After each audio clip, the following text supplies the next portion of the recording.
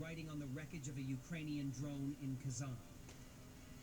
The 109th Separate Mountain Assault Battalion, Edelweiss, actively uses the Dragon drone. It pours a thermite mixture on a Russian trench. The use of this drone increases the effectiveness of combat operations, reduces risks for personnel, and has a significant psychological impact on the enemy. A thermite drone is a drone equipped with a payload of thermite, a highly exothermic chemical mixture that burns at extremely high temperatures, up to 4,500 degrees Fahrenheit. The combat readiness of the Russian army is currently the highest in the world, Putin said. Who the hell is this? Yep, we push the rifle forward with the elbow and shoot. Got it? Contact.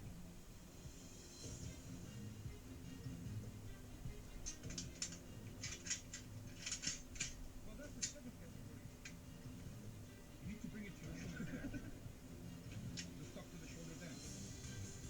The stock to the shoulder, yes, don't forget. Stand a little like this. Not above the shoulder. That's it. Stop. Once again. Return to the starting position. Contact.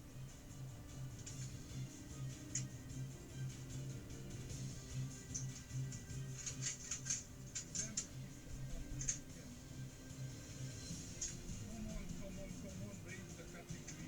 Where the hell is the shark? Damn it, you're doing great. Ukrainian forces reportedly conducted their first attack solely using unmanned ground vehicles and first-person view drones, highlighting Ukraine's ongoing efforts to leverage technological innovation into ground operations.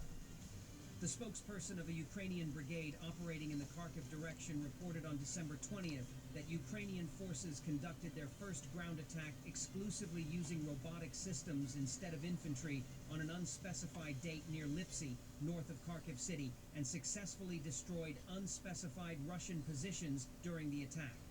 The spokesperson stated that Ukrainian forces conducted the attack with dozens of UGVs equipped with machine guns and also used the UGVs to lay and clear mines in unspecified positions in the area. Ukrainian officials have repeatedly highlighted Ukraine's efforts to utilize technological innovations and asymmetric strike capabilities to offset Ukraine's manpower limitations, in contrast with Russia's willingness to accept unsustainable casualty rates for marginal territorial gains. Ukraine also continues to innovate aerial drone production. The Ukrainian General Staff reported that Ukrainian officials completed tests of a drone attached to fiber optic cables that will be more resistant to electronic warfare interference. Russian forces have recently fielded such drones in Kursk Oblast and Ukraine. A Ukrainian drone company reported that it recently assembled a prototype of the first FPV drone made exclusively from components manufactured in Ukraine. The world's boxing heavyweight champion Oleksandr Usyk came to the weigh-in with the Free Azovstal Defenders flag to remind the world of the Azovstal defenders in Russian captivity. Russian propagandists say that Putin wasn't joking at all about a high-tech duel with the West, suggesting that it's not necessarily to take place in Kiev, as there are options like New York, London, and Paris. Warmonger Simonian muses that, in a perfect world, judgment comes first, then negotiations. War criminal Soloviev proceeds to add that Oreshnik comes first. NBC publication regarding the duel. I specifically looked at what they write. The NBC correspondent asked if Putin was joking. Did it seem to you that he joked? No. And it seemed to me that he joked. Moreover, he himself told us that he has started to joke much less. If they don't I think this want wasn't the case where he was joking at all. we can A go duel to is our New York. wonderful, perhaps not so wonderful, but nonetheless a historically inherent noble officer tradition. Move forward. Why not? I think he was not joking at all. They need to backtrack somehow. Naturally, they will backtrack.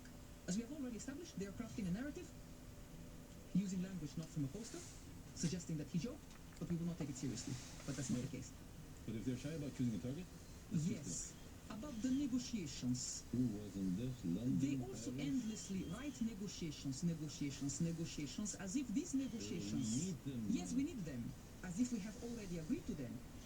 As if we have stated somewhere that we are negotiating. Or that we have some conditions or something.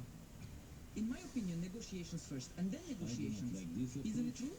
Well, that's what I'm saying. That's about General Kirill Fatou. In a perfect world, it's negotiations first, then negotiations.